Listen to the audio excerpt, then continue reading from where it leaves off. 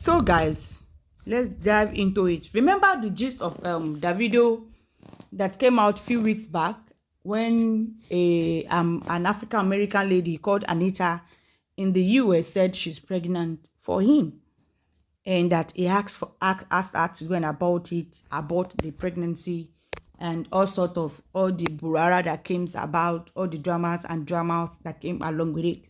Do not forget, Anita at the time was even brought up Chioma's name in the old dragging, that when she was dragging the video. At the same time, the other lady in was it Paris or Spain that came out as well and said she was pregnant for Davido as well. That one too.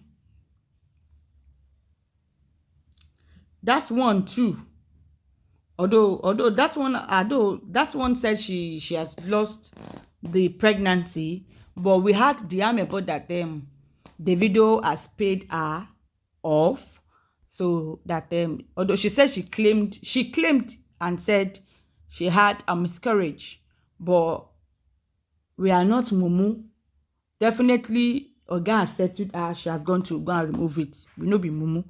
She don't collect money, so she don't go comota. There's nothing like miscarriage. Anyway, he had to love. But Anita one, according to her, is still intact. She even posted a video yesterday where she was dancing with her stomach outside, with her belly, with her stomach, pointing out. In my mind, I was like, please, how many weeks pregnancy is this lady? I mean, I don't get it. Till when to start your buy. To the your benny pen to you to be 6 months or thereabout. You why you're gone. In my mind, I was like, how many weeks pregnancy? Isn't that like 4 weeks, Abi? Nikuntuwa your toy. Are we even sure that if truly she's pregnant, that pregnancy is actually for Davido? Because for all we care, she could be pregnant with another man's child and decided to pin it on Davido because you can't yo. Ìgbà wo ló sọ pé òun ní oyún kò ìpóṣù kan. Ṣé oyún oṣù kan máa ń yọ tí kò máa yọ bọ́m? Tẹ́ bá rí ikùn ẹ̀ ti dàbẹ́ tó lóyún oṣù 5 oṣù 6. And she claims pé òun ò tí bí ọmọ rí. Maybe the way we are, although maybe the way we are made in in Africa, being Nigeria, I'm going to say in ní ilẹ̀ Yorùbá. Ẹni tó bá ṣẹ̀ṣẹ̀ ní oyún tí ó ti bímọ rí tó ṣẹ̀ṣẹ̀ ní oyún for the first time, ikùn wọn ò kí ń sábà yọ. Ikùn wọn ẹlòmíì ó máa wà ní 6 months tí ó ti bímọ rí, ikùn ẹ̀ máa flat. Probably maybe like few weeks tẹ́ni ẹ bá fẹ́ bímọ ní ikùn ẹ̀ máa rọra yọ díẹ̀. Ìyẹn tí ó bá ní oyún for the first time.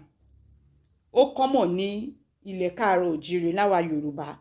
Mi ò dárúkọ pé gbogbo Nàìjíríà o. Àwọn ìran tèmi ni mò ń sọ̀rọ̀ nípa. And be based on study, like be 90% ni. So ẹni tí ó ti lóyún tó ṣẹ̀ṣẹ̀ lóyún for the first time, ikùn èmi gan mo ti lẹ́yìn tó lóyún ìbejì kò ìbímọ rí ìbejì ní ọ̀yà àkọ́bí ẹ̀. Ikùn ẹ̀ ìgbà tó ń sọ fún mi gan pé 6 months, ikùn ẹ̀ flat. Ó dẹ̀ lọ ṣe scan ìbejì ló wà nínú ẹ̀. She had ikùn ẹ̀ flat. In my mind I was like, òun gan sọ pé in my mind I was like, ṣé ibẹ̀ yẹn gbà wọ́n mọ̀? Ṣó rè pé ó kò fún wọn kò bá torí ikùn ò yọ. Òun náà sọ pé òun náà máa ń reason ẹ̀. But anyway, it was even a doctor. Me, I told her that pé based on nílẹ̀ Yorùbá, tóbìnrin bá ṣẹ̀ṣẹ̀ máa bímọ for the first time, ikùn ò kí ń yọ.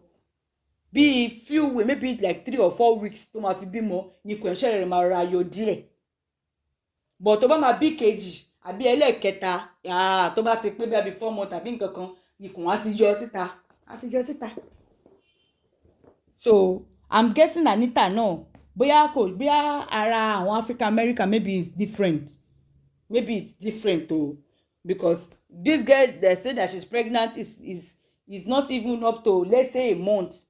Tó bá máa ju, let's say 5 weeks àbí 6 weeks, kò ìpé 2 months ni mo sure pé kò ìpé 2 months. Ó pẹ́ jù probably 6 weeks.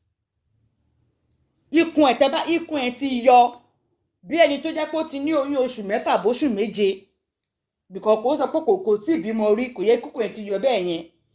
Ẹni tó tẹ̀ ti bímọ rí gan sef, ó ṣe oyún oṣù kan àtọ̀sẹ̀ méjì àbí oyún oṣù méjì láti wá yọ bọ̀m̀bọ̀m bẹ́ẹ̀ yẹn síta. My mother was like, probably this lady has been pregnant for long, probably for another man, and she saw the video came around recently and decided to chop, his punani and decided to pin it on him. Because you cannot tell me that as best stomach that me I saw is a pregnancy of less than 2 months. Kò possible unless bóyá ó ti bímọ rí. Bó bá bímọ rí gan, oyún oṣù méjì ò lè yọ jáde bọ̀mọ̀ bẹ́ẹ̀ yẹn bó bá tẹ̀ bímọ rí gan. Mi ò sure. Or African American woman body is quite different from we in Yoruba land, probably. So let me just keep that as that. Now, there's a tweet from Chioma Adeleke gẹ́gẹ́ bí amebo lórí social media that for the online in-laws, so information, they said Anita was asking Davido to give her $30 million, $3 million, $30 million or thereabout. I think they wrote $30 million. But in my mind I was like, ṣé orí ẹ̀ burú ni?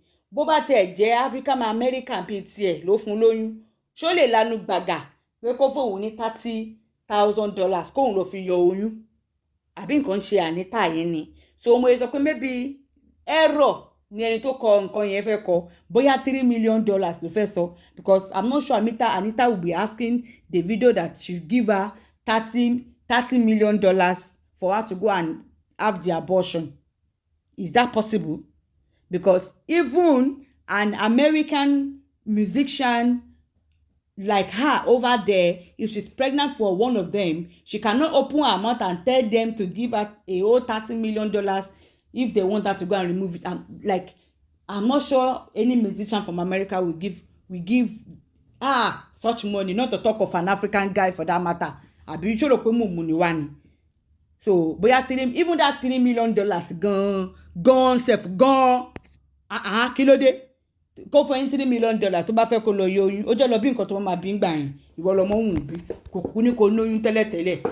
You are an adult that decided to have a consensual intimacy with a man without protection, and you are not a kid, and you claim that you've been dating this guy, that it's not a one-night stand, that you guys had a relationship. And I'm very sure in that relationship, according to her, there's no way, and there's nowhere you have told us that the Davido asked you to get pregnant for him. There's nowhere it was said, and you never said that Davido had any plans about marrying you or making you his wife.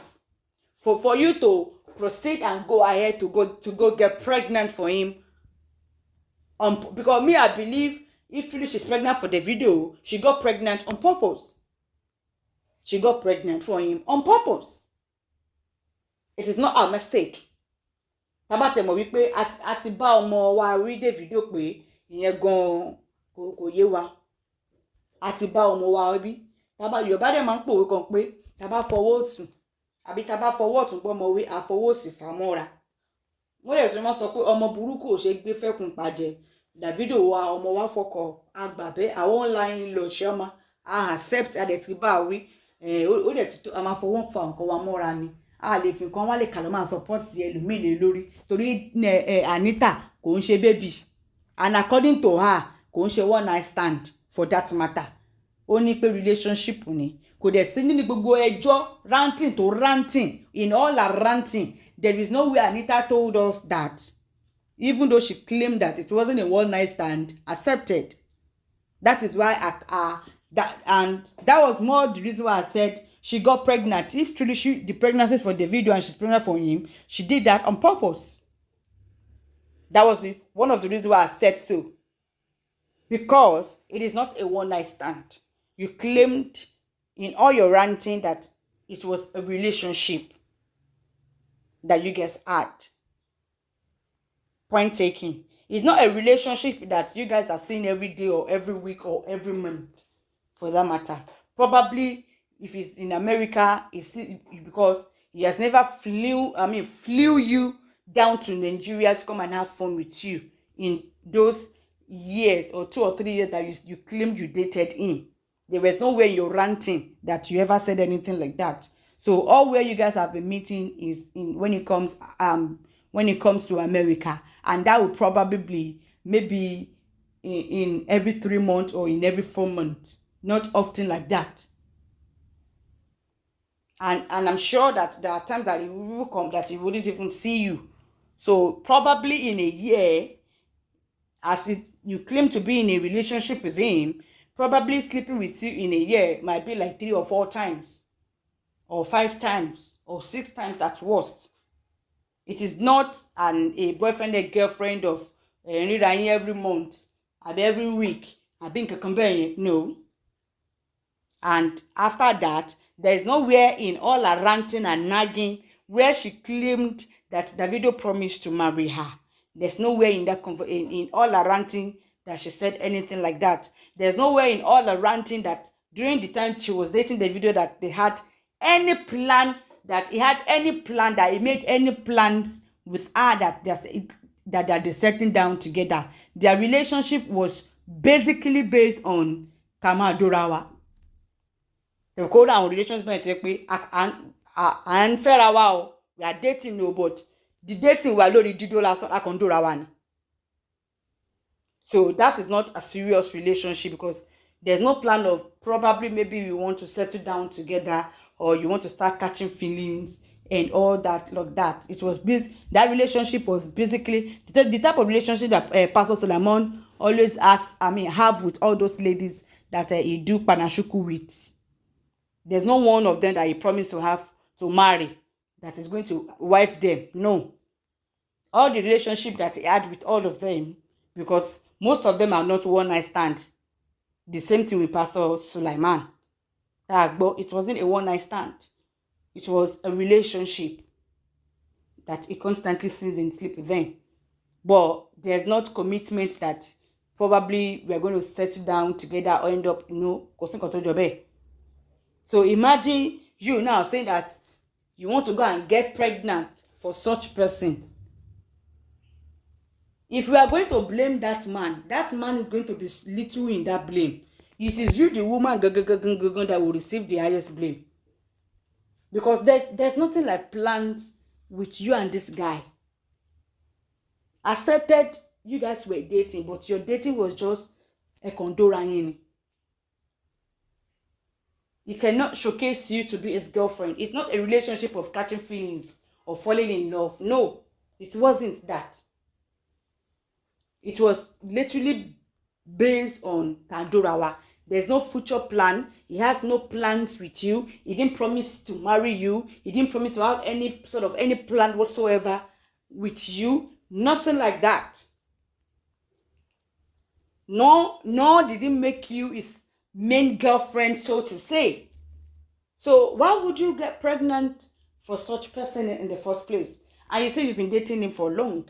So what happened to you getting pregnant all these years that you say you've been dating him? Why now? You chose to get pregnant for him on purpose. He had no plan whatsoever with you. He didn't say he was going to marry you.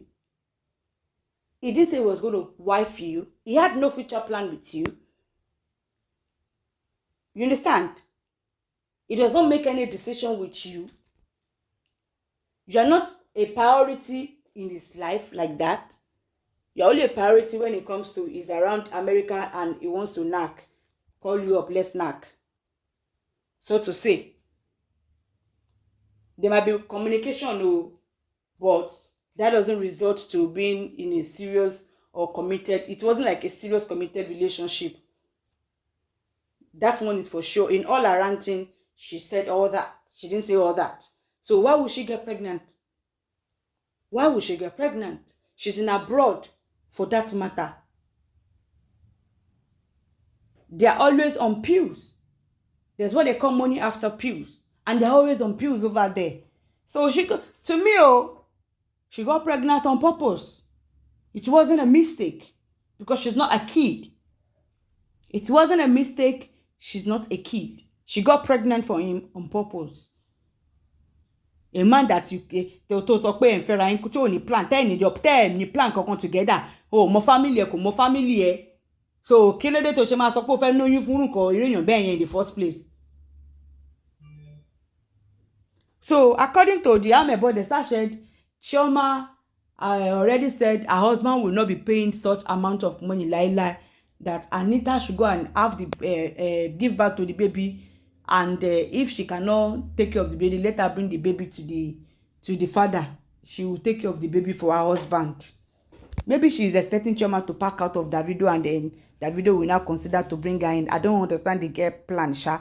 But the Sha said Chioma is standing by her husband, and they told that her husband will not be paying that $30,000 for you to go and remove pregnancy. I beg, keep the baby born am. If you know if you feed am, bring the baby. I will take care of the baby. Give it to his father. I will take care of the baby for you. No wahala. But that her husband will pay $30,000 for you. Ta! Shingban, you no go collect. 1 naira, you will not collect.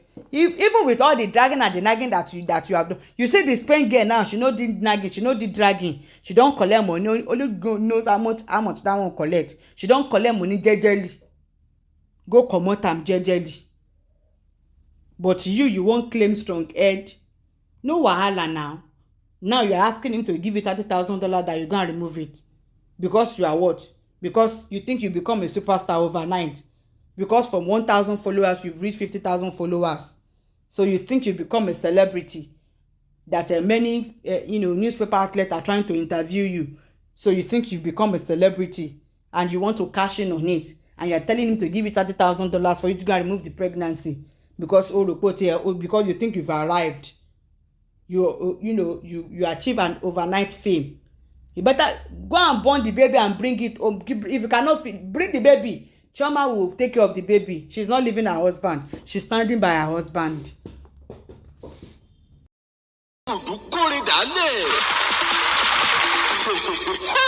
ìrèdè ẹ máa yọ̀ torí ń tẹ̀ ń wá lọ Sókótó ti wà lápò ṣòkòtò yín. Legacy Food ní gbogbo tó jẹ mọ́ oúnjẹ lẹ́wà àti tòkè òkun ti bá rọrùn dé. Ọ̀gá ni wọ́n nínú kábániṣètò oúnjẹ ṣé tilẹ̀ wa ni àbí tòkè òkun Continental Foods. Bá a ṣe ń distribute ní Nàìjíríà bẹ́ẹ̀ là ń ṣe káàkiri òkè òkun. Àwọn oúnjẹ aládìídùn tá a ti package bí ẹja gbígbẹ, ọ̀fadà rice, èlùbọ́, gàrí, irú, ẹ̀wà olóyin àtàwọn oríṣiríṣi ohun ìsebẹ̀. Báwo lẹ ṣe fẹ́ sí ní Legacy Foods? Bá a ṣe ń tà á lẹ́jẹ̀wọ̀n láǹfààní tún wà fún àwọn aláràtúntà láti wá kó lọ́pọ̀ yanturu pẹ̀lú owó péréte. Tẹ́sí máa rí èrè lọ́pọ̀lọpọ̀. Dádì, mọ́mì, gbogbo ẹ̀yin ilé ìtajà ìgbàlódé tó jẹ́ ti oúnjẹ. Ẹ má làágùn jìnnà. Ti yín ni láti rán Legacy Food níṣẹ́, á sì jẹ bó ti tó àti bó ti yẹ. Bó sì ṣe àwọn aláṣẹ ìgbàlódé tó jẹ́ ojúlówó lẹ́yìn fẹ́. Legacy Food ní ẹ kàn sí because we are modern and culture service provider. Láti bá wa dòwò pọ̀, ẹ kàn sí Legacy Foods tó wà ní Nàìjíríà.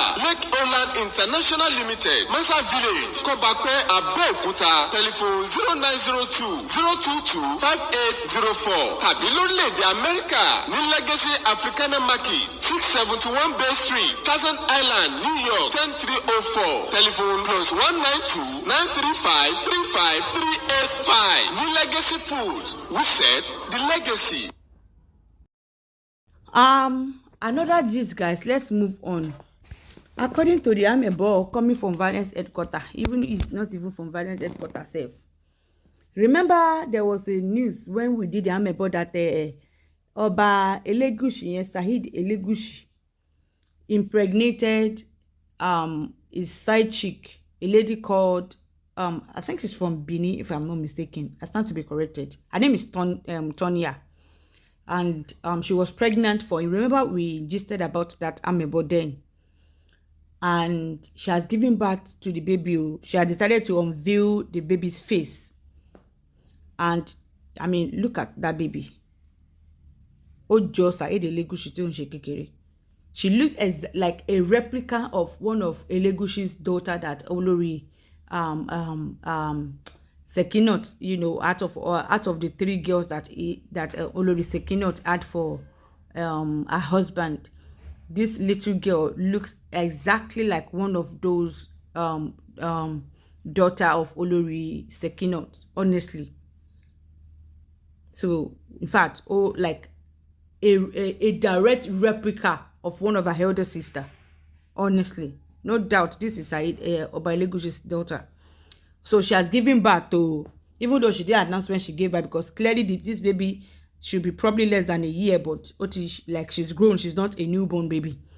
So she celebrated her birthday, I think yesterday or so, and she decided to have a photo shoot and stuff like that, and decided to include her daughter that she just had for Oba Elegushi, and her son. She has a son as well, but not for the king. She was a single mother, so she has 2 children, and she has a boy before meeting the king. So she had this girl. In the quest of Oba Elegushi just wanting an heir apparent to that throne is getting out of hand. Kabisi. There's what they call, you don't need to be, impregnating side chicks up and down just because, number one, Olori Sekinat Elegushi is not going to have any more babies. That's for sure. Olori Sekinat Elegushi is not having konibi momo. Although there was a time that there's one amebo that Olori Sekinat said Oba Elegushi can never have a male child from any other woman. I don't know how true that amebo is, but story yẹn ti pẹ́. Tẹ́yìn yẹn bá rántí amebo yẹn nígbà yẹn. Tó sọ pé Sekinat sọ wípé Oba Elegushi pé kò lè obìnrin kankan ò lè ever bí ọmọ ọkùnrin kankan fún níta, even though òun fúnra ẹ̀ kò ready láti bí ọmọ. Olórí Sekinat kò ready láti bí ọmọ mọ́. Ọmọ mẹ́tẹ̀ẹ̀ta tó ti bí yẹn náà ló máa bí, kò ready láti bí ọmọ kankan mọ́. Accepted. So we had then that rumor came out then that she said, I think that was when he married that this Fulani, this northern lady Olori Adiza. I think it was that time that story, that alleged amebo came out then, that the Olori, that when people started saying probably it was, when some people were, rumoring that the Oba is looking for a male child, and since Olori Sekinat as àwọn ti wọ́n ti kó gbá ọmọ bíbí ńlẹ̀, so that because is Olori ó ti kó gbá ọmọ bíbí ńlẹ̀, ó ti kó igbá ọmọ bíbí pé àwọn fẹ́ bímọ, ó ti kó gbogbo igbá yẹn ńlẹ̀ pé kò sí kan tó jẹ́ pé ó fẹ́ bímọ mọ́. So that is why he married another woman, and the lady is I don't know, many of you don't even know that Olori Adiza from the north is actually twin. She's twin. She has a twin sister. And aside from that, so there was a rumor then that Olori Sekinat comment on that, on her husband, having taken another wife, because people said because she's not going to, she has kogba omo bibinle, and the man needs to have more children because he wants a male, and all the 3 children that these Olori Sekinat gave him they are all girls. It's 3 beautiful girls, and ó dẹ̀ tún kó gbọ́ ọmọ bíbí ńlẹ̀. So ọba dẹ̀ ṣì ń wọ́n ọmọ ọkùnrin, because ní Ìkìtì oyè bàbá sọ́mọ ni, oyè bàbá sí ọmọ ni, bẹ́ẹ̀ ló ṣe ń joyè ní Ìkìtì ní Elegushi.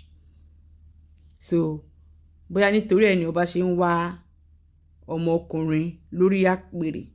With that being said, so I think that was what facilitated that alleged response that they said Olori Sekinat gave, that Oba Said Elegushi cannot have a male child from that he cannot or never have a male child. We could ever be more ọkùnrin, either nítanu or anything, so no shaking or something like that. I think that was what brought about that rumored response that they said came from Olori Sekinat. However, how true that is, well, when he married Olori Adiza from the north, that one got pregnant and she gave birth to twins. Many people don't even know that the Olori Adizat first child to the king, that it is a twins, one boy and one girl. But the girl, they lost the girl when she delivered the twins. They lost the girl, so it remained only the boy. Only the boy was the one that survived. So, and after, I think after 2 or 3 years, I'm sure I showed on my 2 years, sha. But even the boy has passed away now, and we all know when the king lost his prince from Olori Adizat. So I guess now, I think he dated Tonya, and decided to impregnate Tonya. Tonya no ma bí ọmọkùnrin in the quest of bóyá mi ò mọ mú kan sọ ni bóyá ọba ń wá ó ṣà ń fún wọn lóyún bóyá ó máa bí ọmọ ọkùnrin, but then gbà tó Tonya máa wá bímọ gbàtọ́ náà máa ṣe miracle no dey tire Olódùmarè o. When the Olódùmarè will do miracle now, Tonya, what side chick Tonya of Elegushi gave birth to a baby girl. In this cloth that this baby is wearing, it is what customized Gushi baby, Elegushi baby. I mean princess, sorry, Gushi princess. That was what was written in the cloth that is got. I didn't put the front very well. So, as God will have it, when side chick Tonya of Elegushi gave birth, she gave birth to a baby girl, a beautiful baby girl, very cute girl. So, and me, I want to now come and bring this. It is a suggestion, no, because lè máa lajú kalẹ̀ báyìí ká máa wò. Tó bá jẹ́ pé ọmọkùnrin ni kábíyèsí ń wá ń tòótọ́, instead of pé bóyá kán máa fún side chick ní oyún up and down, wọn ò ṣe kúkú ṣe olórí Sekinat tí kó gba ọmọ bíbí ńlẹ̀ tí wọn ná. Olórí Adizat ìyẹn ò tí kó gbọ́ ọmọ bíbí ńlẹ̀. So instead of pé bóyá wọ́n tún mú side chick mi, wọ́n tún gbá yẹn sí pé ó lóyún, bóyá ó pùn pé yẹn máa bí ọkùnrin. Instead of all this one, I mean, they can do what they call IVF. I mean, is it IVF, where gender selection IVF? I think there's a intergenous at doctor. Please help me put the right English, the right pronunciation down below. But there's something that they call gender selection IVF or embryo. I don't know how to do it. So I mean, it is quite expensive, but he literally has the money times 100 to pay for something like that. He has the money to pay for it. If he wants to do 10 or 20 of such procedure, he has the money to pay for it. So it is me. I'm just advising our Kabiyesi that why don't you just do this gender selection IVF to one of the sitting Olori, that they will select. It is a gender that it is a sure banker that when they will give birth it's going to be a boy, because it is a gender selection IVF. Except if it is only chromosome X that the king is producing. Except if it is only the chromosome X. Mo rántí biology in secondary school àìtẹ́rì nǹkan mo ṣe rántí ìyẹn pé except tó bá jẹ́ pé chromosome X nìkan òun ni kábíyèsí ń produce nínú sperm wọn ló dẹ̀ ti kún o. Except maybe that is why he has not done that, or the Oloris have not done that. Probably it is only chromosome X that it produces.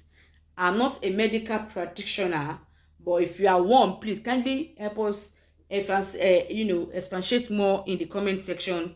Even if it is possible, if it is possible that if a man produces that chromosome X, there's maybe a supplement or something that they can do to add the remaining letter into it for it to be able to mix with the egg of the woman and be able to do the selective gender IVF that they needed it for. Maybe there are medications that the man can use or something like that. I don't know. I didn't research about that before coming to do this amebo. So if you're a medical practitioner, please help us expatiate it in the comment section. Me, I want to learn. I want to know. Honestly speaking, I want to know, just to have the knowledge about it. So congratulations once again, Tonya, on your beautiful princess, and Elegushi, congratulations once again. Even though you did not announce or be claim it, you were hoping it was a girl, but a boy, but it wasn't a boy, it was a girl.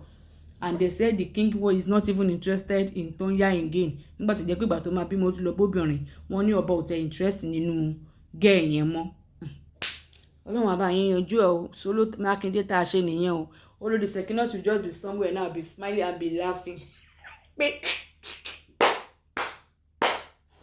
Ṣótán ẹ̀ bí òtán, ṣótán ẹ̀ bí òtán, ṣótán ẹ̀ bí òtán, ṣótán ẹ̀ bí òtán, ṣótán ẹ̀ bí òtán, ṣótán Side-Chick, ṣótán ẹ̀ bí òtán, ọba ṣótán ẹ̀ bí òtán, ṣótán ò lọ fún Side-Chick lóyún nítorí pé ò fẹ́ wọ́ ọmọ obìnrin, ò fẹ́ yàwó méjì sílé, ìgbẹ́ kan àwo kan. Anyway, ṣe mọ̀ pé tí ọkùnrin àbí tóbìnrin bá ń wá ìwàkúwà lóbìnrin wá nǹkan oṣù ẹ̀, ìwàkúwà náà ni àwọn ọba aládé tó bá ti jẹ́ bàbá sọmọ náà bá ń wá ọmọkùnrin tó máa ṣáàbí lórí àpèrè. Ìwàkúwà ló máa ń wá. And one thing tí mo ti notice nípa ọba, although it is a king that actually told me this, that one of the problems that kings faced on the throne, especially in towns where the kingship ruling is from father to son, and a king that has not had a male child before ascending the throne, or has not even given birth before ascending the throne, and there are some town that even if such man has given birth to plenty male children before ascending the throne, that it is only when he ascended the throne, the first male child that he brought on the throne will be the one that will take after him. Ṣé mo kí mo ti sọ níwájú ni mo ti sọ rí pé bí wọ́n ṣe ń jẹ oyè nílẹ̀ Yorùbá ó yàtọ̀ dáadáa. Ìpínlẹ̀ kò kí n ṣe gbogbo ọba ilẹ̀ Yorùbá ni Ifá ni wọ́n da Ifá kan tó ni wọ́n da Ifá ni Ifá ń choose. Ìbàdàn Ifá kọ́ náà fi ń jọba níbàdàn. Ó ní bí wọ́n ṣe ń tò ó. Ọ̀yọ́ ìdílé méjì ló ń jọba. Ìyẹn ní Ọ̀yọ́ ìdílé méjì ló ń jọba lọ́yọ̀ọ́. Ifá kọ́ ni wọ́n ti máa béèrè pé ìdílé wo ni ká ti mú ọba. Ládìgbòlù, tó bá jẹ́ pé Ládìgbòlù òun ló wà lórí oyè tó ṣaláìsí, automatically the next ọmọ oyè tó máa mú will come from Adéyẹmí family. So wọn ò ní láti dáfá, wọn ní sọ pé bí a máa dáfá, Ifá máa tún wá ní pé kọ́kọ́ tún mú láti ìdílé Ládìgbòlù rárá. Ibi tí ọ̀rọ̀ Fá ti máa wọnú ẹ̀ ni wípé nínú the next ruling house tó yẹ kó mọ́mọ́ oyè ńlẹ̀ láàrin ruling house yẹn, wọ́n wá lè wá lọ dáfá láàrin ara wọn. Ẹni tí Ifá bá mú láàrin ruling house yẹn, òun ló máa wá fọ̀ jáde gẹ́gẹ́ bí ọmọ oyè táwọn afọbajẹ máa ṣe kíni, máa carry out iṣẹ́ tí wọ́n wá ṣe láti fi gbé sí orí oyè. Ibi tí Ifá ti máa wọlé nìyẹn. Kò ń ṣe àwọn afọbajẹ tó wà ní palace ló máa da Ifá. Ìyẹn mo mìn bóyá àwọn ògbóni àbáwọn bàbá aláwọ̀ àbáwọn tó àwọn kò ń ṣe àwọn ló máa da Ifá ní ló máa sọ pé ẹni tí Ifá rárá. Tó bá ti jẹ́ pé oyè, tó bá ti jẹ́ wípé ìdílé méjì mẹ́ta ló ń jọba nínú ìlú, bẹ́ẹ̀ kan náà ṣe ń ṣe. Ibi tí Ifá ti máa come into it, afọbajẹ inú palace kan ló máa dáfá, ló máa choose. No, rárá àti rárá. Tí afọbajẹ ní palace bá máa choose láti dáfá, ìdílé tí ọba kàn wọ́n lè mọ ọmọ oyè méjì mẹ́ta wá láti inú ìdílé yẹn kí wọ́n wá da káwọn afọbajẹ wá kán wá ní káwọn afọbajẹ kán bá wọn da ifá. Ó wà nílùú èmi náà. So táwọn afọbajẹ bá wá da fá èyí tí fẹ́ bá wá mú làwọn afọbajẹ ṣe mọ̀ pé àwọn mẹ́tẹ̀ẹ̀ta ọmọ oyè mẹ́tẹ̀ẹ̀ta tí wọ́n wá inú ìdílé kan ni wọ́n ti jáde, inú ruling house tó kàn òun ni wọ́n ti jáde. So bẹ́ẹ̀ ló ṣe ni ó ṣe máa ń rí, and ìyẹn common tó bá ti jẹ́ pé ìdílé kan ló ń jọba ní inú ìlú yẹn ní nǹkan bẹ́ẹ̀ yẹn ti common. Irú Ọba Elegushi ní ìsinyìí tó bá jẹ́ pé lórí àpèrè tó wà yìí tó bá tí Ọlọ́run bá bá ṣe tó bá bímọ ọkùnrin 3 lórí àpèrè àbí ọkùnrin 5 àbí ọkùnrin 6 tán bá pẹ́pẹ́pẹ́pẹ́pẹ́pẹ́pẹ́pẹ́ gbogbo tán lo 500 years lórí àpèrè bàbá ńlá àwọn tán bá lọ bí tágbà ń rè. Àwọn afọbajẹ tó bá jẹ́ pé ìdílé kan ló ń jọba tó jẹ́ pé ìdílé wọn ló ń jọba, àwọn afọbajẹ àwọn ọmọ oyè 5 automatically àwọn ọmọ oyè 5 ni because ọmọ ọkùnrin 5 ló bí lórí àpèrè. So wọ́n wá lè wá àwọn afọbajẹ ló máa wá da, kò ń ṣe pé bí a family Elegushi ló máa wá pick pé ilé ní amúkẹfìjọba, àwọn afọbajẹ ló máa wá dáfá láàrin àwọn ọmọ yẹn pé ókè o eléyìí ni Ifá ní ká amúkẹfìjọba láàrin yín o. Nínú àwọn ìlú kan nílẹ̀ Yorùbá bẹ́ẹ̀ ló ṣe ń ṣe. So ìdílé tó bá jẹ́ pé ìdílé 2 mẹ́ta ló ń jọba, tí ìdílé kan bá ti tán ìdílé tó kàn wọ́n ti mọ́ra wọn, ibẹ̀ làwọn afọbajẹ máa ti mú ọmọ oyè wá. So láàrin ìdílé ruling house tó kàn yẹn láàrin ara wọ́n lè wá decide o pé ó yá ìwọ ni kò lọ jẹ́ ọ̀ káwọn fúnra ara wọn kan lọ máa dáfá láàrin ara wọn ibi tí kò ìyẹn ò kan àwọn afọbajẹ. Ìdílé báyìí ló kùn ẹ mọ́ ọmọ oyè wá, close, safe. It is that easy. It is that easy. So ó lè jẹ́ bẹ́ẹ̀. Ìbàdàn nísìnyìí Ifá kọ́ ló mú ọba ní Ìbàdàn. Ifá kọ́, it is not Ifá. Ẹni tó máa jọba lẹ́yìn ọba tó wà lórí àpèrè wọ́n ti mọ̀ rẹ̀ already. Wọ́n tó ní line by line kò ń ṣe oyè ìdílé, kò sí nǹkan kan tó ń jẹ́ ruling house. Ó ṣe kí ni wọ́n tó ra wọn ni, so wọ́n ti mọ̀ra wọn, ìyẹn ò ní kankan ṣe pẹ̀lú Ifá. So bẹ́ẹ̀ ló ṣe wà ní oríṣiríṣi. Ẹ wo Ọ̀yọ́ ní ìsìn Adéyẹmí ló gbéṣẹ̀, Ládìgbòlù ló yẹ kán ti mú ọmọ oyè jáde ní ìsìn. Nínú family Ládìgbòlù families pọ̀ nínú ruling house kan ní ìsìn yìí, family wọ́n lè tó bí 10 nínú ruling house yẹn. So nínú family tó pé 10 ní ruling house yẹn, ṣé mọ̀ pé eléyìí máa fẹ́ jẹ́ kó jọ òun ni, tọ̀hún máa fẹ́ jẹ́ kó jọ òun ni, eléyìí máa fẹ́ jẹ́ kó jọ òun ni, ibẹ̀ náà ti máa ìjà tí máa ń ṣẹlẹ̀. Ìyẹn táwọn family yẹn tí ruling house yẹn tí gbogbo family tó wà ruling house tó máa cooperate, tí àwọn fúnra wọn tí wọ́n bá develop rotational system tó yẹ kó máa lò, ibẹ̀ ni ló ti máa ń di wípé bóyá àwọn ọmọ oyè ń para wọn, wọ́n ń jà sóyè, wọ́n ń jà sọ́ba, oló máa ń pẹ́ òun ní nǹkan tó máa ń fà á tó máa jẹ́ pé ìlú èmi ọba máa ti kún bẹ̀, ó máa wá pẹ́pẹ́pẹ́ wọ́n lè lo 10-20 years kan tó ọbẹ̀ mi tó gorí àpèrè. Nǹkan tó máa ń fà á nìyẹn. Nǹkan tó máa ń fà á nìyẹn. Ṣùgbọ́n ṣẹ́rí ti ilé Ifẹ̀ yẹn kò kí ń pẹ́ rárá. Ìdí tó dẹ̀ ṣe rí bẹ́ẹ̀ ni wípé nínú ruling house 4 tó recognize nínú àwọn afọbajẹ inú palace wọ́n ti ní rotation. Ọba tó gbéṣẹ̀ ruling house báyìí ló ti jáde, the next ruling house tó kàn Géèsì, àwọn Géèsì náà dẹ̀ ti mọ́ra. The next ruling house tó kàn tí ọba Adéyẹyè, torí Géèsì ruling house ló produce ọba Adéyẹyè ẹni ìtàn. So the next ruling house tó kàn wọ́n ti mọ́ra wọn already báyìí. So nínú ruling house tó kàn yẹn ní ìsinyìí many families lè wá pọ̀ nínú ruling house yẹn, but mostly ní Ilé Ifẹ̀ nínú each ruling house wọ́n ti ní rotational system tó pé tí oyè bá ti kan ruling house wọ́n ti ní rotational system pé ya family yìí lóní kó family Ògúnwùsì ni ó kàn nínú Géèsì ruling house. Kò síjà kò sí kankan, there's nothing like fight. That is where it is hard for you to see that they are fighting lórí oyè ọba Ọọ̀ni jíjẹ nílé Ifẹ̀. Rárá, kò sí nǹkan tó ń jẹ́ bẹ́ẹ̀. Because most ruling houses nílé Ifẹ̀ wọ́n ti ní rotational system tí wọ́n fúnra ara wọn tí wọ́n ń lò láàrin ara wọn níbẹ̀. Families máa ń pọ̀ gan nínú ruling house mi, wọ́n lè jẹ́ 20 families. Wọ́n lè jẹ́ 20 families. Kò dẹ̀ possible tí oyè bá kan family tó bá kan ruling house wọn kó wá jẹ́ pé family Ògúnwùsì nìkan òun ni ó máa sọ pé òun fẹ́ máa fọmọ oyè lẹ̀. Kò possible, ìjà máa ṣẹlẹ̀.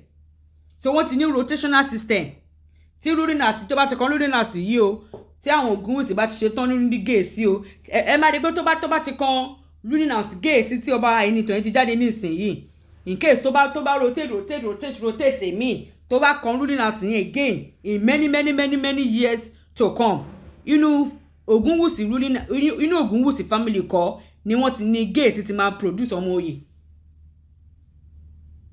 Inú gèèsì tó bá kan gèèsì again, inú Ògúnwùsì family kan náà tún máa choose ọmọ oyè.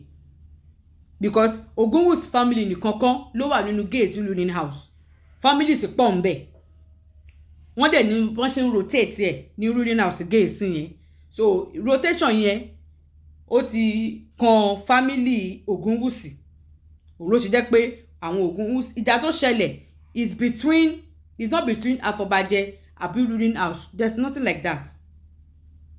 It is between it's between Ẹnìtàn himself and his elder brother. His elder brother was a multimillionaire. So ìgbà tí wọ́n ní kí wọ́n mọ́mọ́ oyè lẹ̀ pé family wọn ló kàn, bàbá mú fa Ẹnìtàn sílẹ̀. Ẹ̀gbọ́n ń bínú pé àbájì máa fa àbúrò mi lẹ̀. Ipe èmi tí mo jẹ́ àgbàlagbà tí mo jùlọ òun, èmi ló yẹ kẹ́ fà á lẹ̀ náà. Tó máa sọ pé nítorí owó gan ni mo lówó lọ́wọ́ ju àbúrò mi lọ. Kàkà kí ẹ fà àbúrò mi lẹ̀ dádì, ẹ̀yin fúnra ara yín ni kẹ́ lọ jẹ́. Torí mi ò ní gbà kábúrò mi lọ jọba kémi. Láíláí. That was the only fight that happened, and it is within their family, not within the ruling house, not within the Afobajes, not within the city at the town as a whole. No, it is within the family. It's a fight within the family. Family dey máa ń jà dáadáa, ẹ̀gbọ́n àtàbúrò, bàbá àtọmọ, ìyẹn nínú family nínú yàrá oníkálukú ń jà, family ń jà dáadáa nínú yàrá. Ẹ̀gbọ́n believe pé òun ló yẹ kí bàbá wọn fà sílẹ̀ gẹ́gẹ́ bí àgbà, gẹ́gẹ́ bí first son bàbá. Ẹnìtàn was not the first son of his father. Gẹ́gẹ́ bí first son of the father was the one that was claiming that he is the one the father is supposed to do what? To pick instead of his younger brother. Based on the fact that he is his first son, and when it even comes to bóyá money àbí influence, he has money and is more influential than Ẹnìtàn. That it is like a slap to him, like his birthright. Instead of tí bàbá máa fi fa àbúrò òun lẹ̀, instead of bringing my younger brother to go and sit on it, you our father, like he pay me, like it is I am okay that you should be the one to go and take it up, instead of you nominating my younger brother when me, your first son, is here. And when it comes to influence and everything, I have everything more than my younger brother. So why will you pick my younger brother when me, your first son, is here? Instead of that, you our father, go and take the position. I will not accept you to pick my younger brother over me. Rárá. It is like a disrespect. Àbúrò mi máa rí mi fín nìyẹn náà. So it is within although the father, I think in one of the interviews that the father later did on BBC, he even explained the reason why it was Ẹnìtàn that he picked. That before his birth, a revelation has been given to him and Ẹnìtàn's mother and his wife then.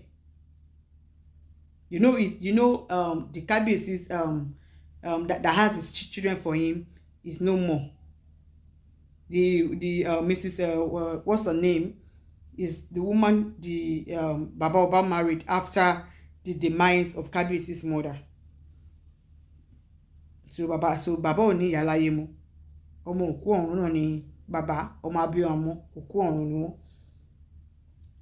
So he explained that before the birth of Enitan, his son, I mean Adeyeye, that a revelation has been given to him that oyè máa kọ̀ndílé yín o, tó bá dẹ̀ kọ̀ndílé yín, oyún tó wà nínú ìyàwó yín ọkùnrin ló máa fi bí, tó bá bá kọ̀ndílé yín òun ni ó máa jẹ ọba yín. And they used to say to Nife that his grandpa, that is Kabiyesi's grandpa, when he was little, the grandpa is always calling him Obalola, Obalola. Àwọn kan wọ́n gbà yẹn wọ́n máa ní nǹkan tán máa ń rí. Fún gbogbo ẹ̀yin tẹ́ sọ pé Tinubu ló fi jọba kíníkan kò sí nǹkan kan tó jẹ́ bẹ́ẹ̀. Before Kabiyesi became king, he was not an influential person. Àbí ṣé mọ̀ rí tẹ́lẹ̀ ẹgbórúkọ ẹ̀rí. Nínú public figure, nínú celebrity, you hear his name before. His elder brother was the multimillionaire, was the famous one, was the big person, not anything. So this is not a matter of way, and he wasn't even in politics. So fún gbogbo ẹni tẹ́ sọ pé it is Tinubu that picked him as, no, kò sí nǹkan tó jẹ́ bẹ́ẹ̀ ní Ilé-Ifẹ̀. And aside from the story from Kabiyesi's father, there's another story, there's another interview of Obeta Baba Oba Lesu, Oloja of Nrije. If you know Oba Lesu, Obeta dada kan, ìyẹn Oba Lesu, that is olórí gbogbo Ọbàtálá in Ilé-Ifẹ̀. So he said, he made one interview one day and said, before Kabiyesi became king, that there was one day, one couple from Ekiti, one husband and his wife, a husband and wife from Ekiti came to the shrine of Ọbàtálá, because Oba Lesu is the priest in charge of Ọbàtálá in Ile-Ife. That a couple, one husband and wife, that they came, though he has never seen that. No, he said that man has come to the shrine before to pray, but he has never met or seen his wife. But he came that particular day with his wife. But ọkọ yẹn ti wá sí, ó ti wá sí ibẹ̀ yẹn rí, wá ṣàdúrà. So but obìnrin ìyàwó ẹ̀yìn òun ò rí rí. The first time tó máa rí obìnrin yẹn nìyẹn. So he said nígbà tí wọ́n dé, bí wọ́n yé dé báyìí tí wọ́n dọ̀bálẹ̀, you know, both husband and wife prostrated to greet him. Immediately, you know, Ìṣẹ̀ṣe people, they also do what they called Egun. You can translate that is similar to where the Christianity people goes into trance. Tó máa ń gbẹ̀mí. Ó wà similar. Tó máa sọ pé Egungun oníṣẹ̀ṣe. Tó máa sọ pé Egun ogun oníṣẹ̀ṣe. It is like it's similar to when tẹ́ bá sọ pé èèyàn wọnú ẹ̀mí gbéyàn, especially nínú àwọn Christianity, bóyá àwọn pé kíyàn máa gbẹ̀mí ó popular in the Christianity, where, you know, in the Christianity from these two divinations, Celestia and the Cherubus. Although there are other church Pentecostal or whatever churches that they also you know, that they also go on trance like that, but it is quite popular in the white garment area of Christianity. So, and in Ìṣẹ̀ṣe, there's something that they call that there's something that they call Egun in Ìṣẹ̀ṣe, you know, traditional aspect as well. It is similar to going on trance that the white garment people mean that the white garment people also do. But it's not, you know, the white garment people won't gbẹ̀mí, èmi lè gbẹ̀mí kó sọ pé òun wà ó gorí òkè for like 7 days, 21 days. No, it is not. it is not like that in ìṣẹ̀ṣe o, but ẹ̀gún máa ń gun oníṣẹ̀ṣe náà. So ìdí tí mo sọ pé it is similar, it is not the same but it is similar. I just use that just to describe what when I said pé ẹ̀gún gun oníṣẹ̀ṣe. So mo kàn fi pé ọ̀ngbẹ̀mí yẹn mo fi ṣe example because ó similar sí, but kò kí n ṣe the same thing. Àwọn ẹ̀gún ò kí ń gùnyàn pé ẹ̀gún gun olórìṣà for 7 days for 21 days. No, bí àwọn ti church Christian man no rárá o, but ẹ̀gún máa ń gun olórìṣà. So ó wá ní pé bí Oba Elegushi said, so when the couple just prostrated to greet him, the husband sat down, the wife sat down. Immediately ẹ̀gún gun Ọbàtálá himself, ẹ̀gún Ọbàtálá entered into the woman. Obìnrin ẹ̀gún gun the wife of that man. They bọ́n ṣe ń ṣe àwọn èèyàn tẹ̀ láti ti mú dání. The husband has said rárá pé ẹ̀gún máa ń gùn, that his wife pé ẹ̀gún máa ń gùn, being an olóṣà pé it wasn't like a first time that the husband, he knows his wife pé ẹ̀gún máa ń gùn, ẹ̀gún òrìṣà máa ń gùn ìyàwó òun tẹ́lẹ̀. So the husband has now said that Oba Elegushi was saying, he was even telling people to hold the woman, come out for rigba bí nǹkan bẹ́ẹ̀ yẹn. The husband has said pé ẹ̀gún máa ń gùn. So it wasn't, and he said he was doing that because of the husband, but the ọkọ wa sọ wípé rárá pé ẹlẹ́gùn ni pé ẹ̀gún òrìṣà máa ń gùn ìyàwó òun.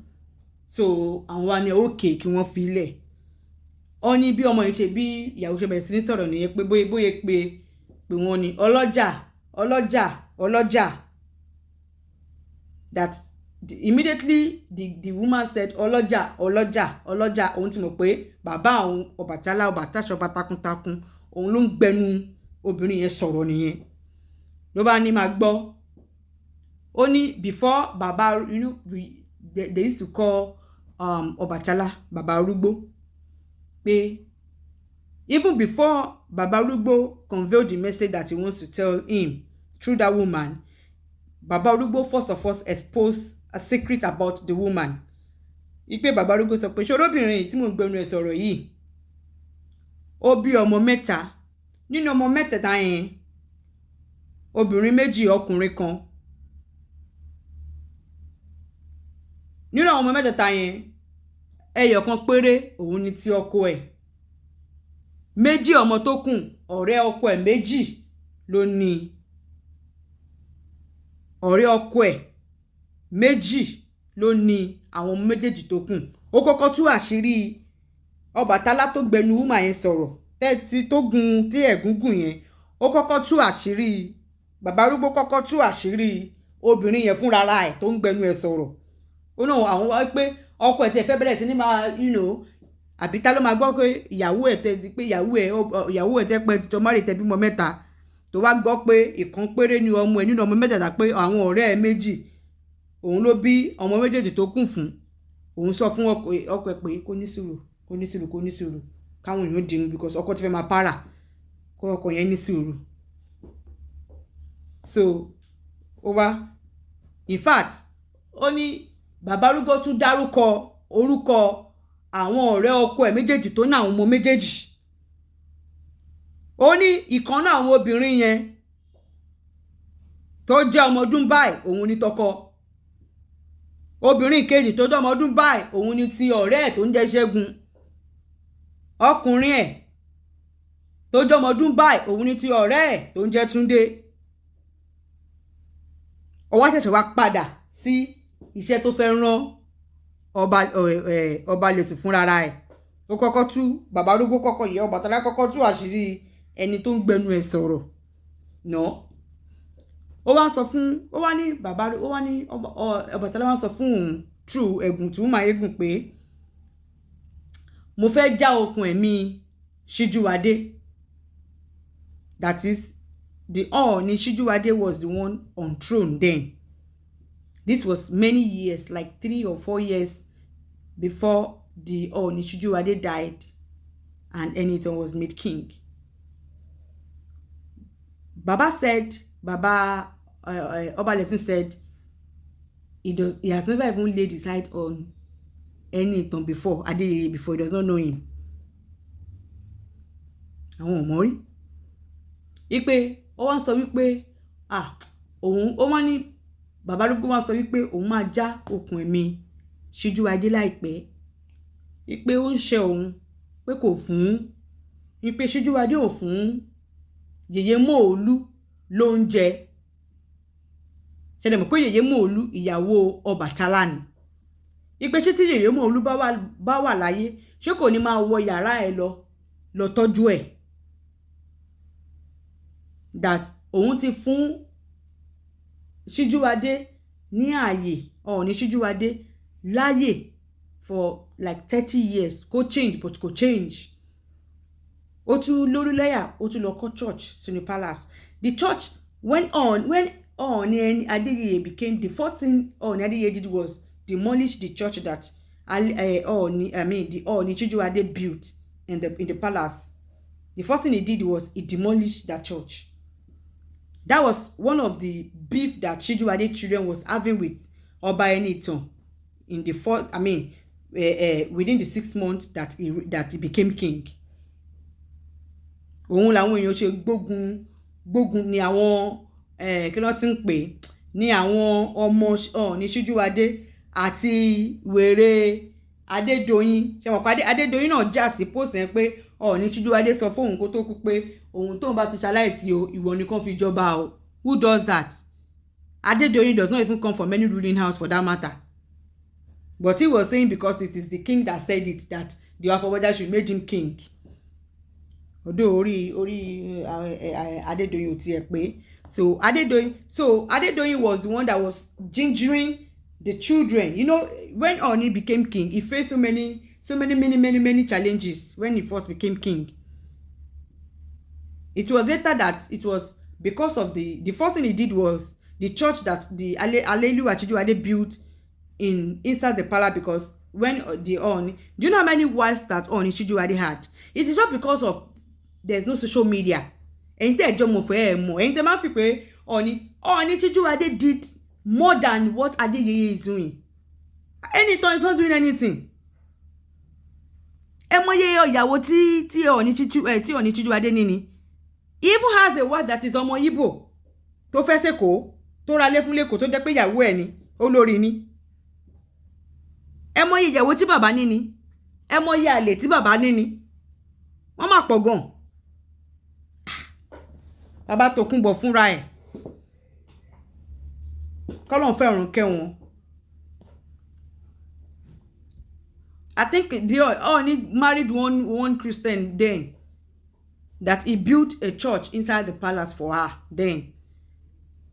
Aláìlúwà Síjúwadé now stop doing this ọdún ọlọ́jọ́, ọdún Ògún that Ọba Adéyẹyè, make sure he does every year.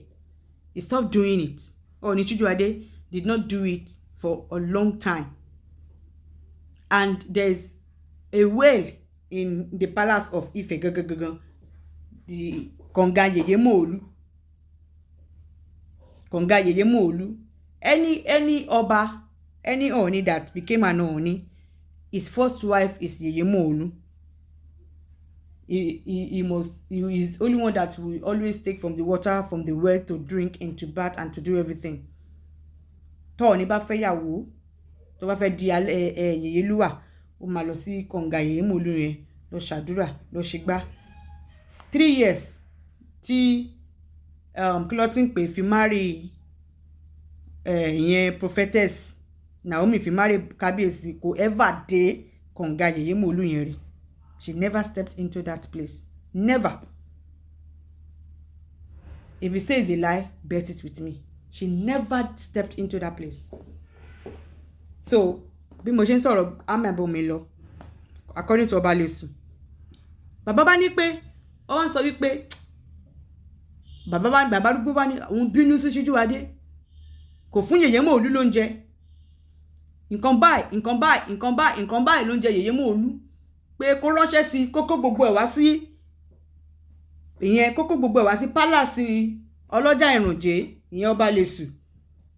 Kóhun ṣe báyìí kí wọ́n tó dá padà sí pálàsì Ifẹ̀ láti lọ fi fún láti lọ fi bọ yèyé Mòólú pé ọba Síjúwadé neglect kò fún yèyé Mòólú ìyàwó òun ní oúnjẹ, òun máa já okùn ẹ̀mí ẹ̀ very soon.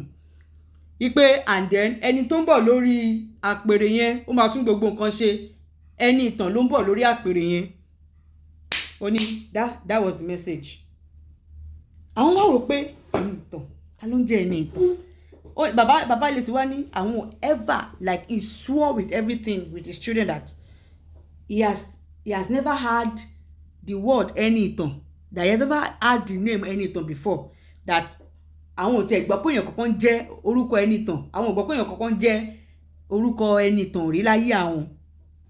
As old as ó mẹ́ta dada kan is kan máa sọ pé àwọn ò tiẹ̀ ever gbọ́ pé èèyàn kan jẹ́ ẹni ìtàn rí, because it's not really like if a name. And ṣé Yorùbá a máa ń sọ orúkọ ọmọ especially bóyá nítorí nǹkan tó ṣẹlẹ̀ nígbà tá a bí àbí one thing or the other.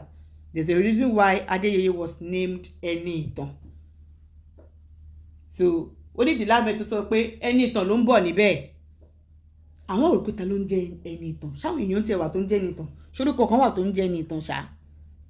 So ó wá ní later bíi 2 or 3 years later tí Ọọ̀ni Síjúwadé gbéṣẹ̀ London, ó dà pé London ni Ọọ̀ni Síjúwadé gbé ni wọ́n ṣaláìsí sí. He was in the UK, he died in the UK, not in Nigeria. So they called him, who said they called him? Ó dárúkọ ọmọ ni, it was not Wole Soyinka ló pe àwọn pé bàbá ti ṣe kíní o. So later tí wọ́n wá sọ wípé wọ́n mọ́ mọ oyè ìgbàkan àwo kan, ẹni tó fẹ́ jọba láti family Ògúnwùsì ìgbàkan àwo kan, wọ́n gbọ́ nípa pé bóyá ẹ̀gbọ́n àtàbúrò wọ́n ń jà lórí oyè. Àwọn tí wá béèrè pé kíte lórúkọ ẹni náà gan sef ni wọ́n bá sọ wípé ẹni ìtàn. Àwọn kọ́ pé ẹni tẹ́ pé lẹ́ni ìtàn yẹn gan òun ló máa wà lórí àpẹẹrẹ yẹn. Ó ní nǹkan táwọn rí, àwọn sọ pé bọ́n pé 20, bọ́n pé 100, kàn pé 1 million, kò sẹ́ni tó lè bẹ́ẹ̀ dun orí àpèrè yẹn, ìwọ ló máa jókòó síbẹ̀. Because Oba Elegushi said because he was 100% sure based on the message that his father Obatala has given to him. Pé bọ́n pé 1000, ìwọ ló máa orí àpèrè yẹn, ìwọ ló máa jókòó sórí ẹ̀. But àwọn ò sọ ìdí confident táwọn fi sọ̀rọ̀ yẹn pé o nídìí ẹbọ, o nídìí ètùtù, o nídìí àti lọ bẹ̀yàn àti lọ bẹ̀bẹ̀, o nídìí anything kankan. Orí àpèrè yẹn kò sẹ́ni tó fẹ́ bẹ́ẹ̀ dù. Nobody is going to drag it with you. Ìwọ ló máa gorí àpèrè. Wọ́n ṣe dárúkọ fáwọn pa gbàgbà tán béèrè pé tátẹ̀lẹ́ ẹni náà pé wọ́n ní ẹni ìtàn àti wọ́n dárúkọ ẹ̀gbẹ́. Ẹ̀jẹ̀ ìtẹ̀pẹ̀ lẹ́ni ìtàn yẹn òun gangan òun ló máa wà lórí àpèrè yẹn. Like àwọn sọ with confidence because of àwọn ti gbọ́ message yẹn tẹ́lẹ̀ rí. This is a small story for those of you people that are always criticizing, saying that Tinubu made the Ooni of Ife. He was one that appointed him. It is a lie, nothing like that o. Ẹ dé fẹ́ o, gbogbo yín tẹ̀kọ̀ máa jókòó sí online tẹ̀ ní research tẹ̀kọ̀ máa jambla, kò sí nǹkan. Politics cannot influence kingship in Ile-Ife. It cannot. Never and never. It cannot. Ẹ káàárọ̀, ẹ káàsán, ẹ káalẹ́ o. Ẹ̀yin olólùfẹ́ Agbo Ìbílẹ̀ Solution. This is Agbo Ìbílẹ̀ Solution. Tẹ́ ẹ̀ ń wá tí ẹ fẹ́ rójú ẹ̀. Ojú mi rèé. This is Agbo Ìbílẹ̀ Solution. Àwọn tó mọ̀ mí wọ́n mọ̀ pé this is Agbo Ìbílẹ̀ Solution. Mo wá láti wá polówó àgbo mi tó jẹ́ Agbo Ìbílẹ̀ Solution about fertility treatment. Agbo Ìbílẹ̀ Solution ní fertility treatment. A ní arthritis, a ní high blood pressure, a ní diabetes, a ní àgbo fọ́kùnrin, a ní àgbo fóbìnrin, a ní àgbo infection, a ní àgbo tí obìnrin ò bá rí nǹkan oṣù ẹ̀ tí nǹkan oṣù wọn bá ń ṣe ségesège, a ní ìyẹn náà lọ́wọ́. So àwọn èèyàn ń béèrè lọ́wọ́ mi tó bá pè mí pé àmọ̀ yín àmọ́ bí ẹ ti ṣe polówó àrójú yín rí. That is why I come live video kékeré rí ẹni tó ń ta àgbo yẹn o sọ pé alágbo ìbílẹ̀ solution eléyìí ò ń ṣe fraud, this is the real life. So this is àgbo fertility treatment. Tẹ́ bá rí gbogbo ọmọ tó ti rà á rí wọ́n á mọ̀ pé this is àgbo fertility treatment. Ṣé ti rí orúkọ àgbo ìbílẹ̀ solution òun ló wà níbí báyìí. Ìyẹn olólùfẹ́ mi, this is fertility treatment. This one also is part of fertility treatment. Ẹ̀yin tẹ́ ti rà á rí ẹ máa mọ̀. A ní oríṣiríṣi testimony látọ̀dọ̀ òyìnbó, látọ̀dọ̀ àwọn dúdú ara wa gan lórí ọlọ́mọ bíbí, lórí ẹni tó ń wojú Ọlọ́run ní olóyún láti Nàìjíríà dé òkè òkun, gbogbo ẹ̀ la ní testimony fún. Àgbo eléyìí wà fún àgbo ọkùnrin, fún ọkùnrin tí nǹkan ọmọkùnrin ò bá dúró dáadáa, ẹni tó ti ń ṣe mẹ́ta tẹ́lẹ̀ tí ò lè ṣe mẹ́ta mọ́, tó yẹ pé ẹyọ̀kan ló ń ṣe, tíyàwó ẹ̀ ń bínú àbí tíyàwó ẹ̀ ti sá lọ. This is a 3-in-1. A ní akọjẹ̀dí, a ní àgbo 3-in-1 fọkùnrin. A dẹ̀ ní fún obìnrin náà tó jẹ́ pé àwọn libido wọn kò wá òkè mọ́. Ẹ má bínú mo ṣe put pé kò wá òkè because ó sì ń function but kò function fún ọkọ wọn wọ́n ṣe like ẹ̀, because tọkọ wọn bá wọn sùn wọ́n kàn máa sùn gbalaja báyìí ni wọn ò ní fìlẹ̀. Ẹ wá sọ́dọ̀ àgbo ìbílẹ̀ solution. Àgbo ìbílẹ̀ solution ní solution fún yín.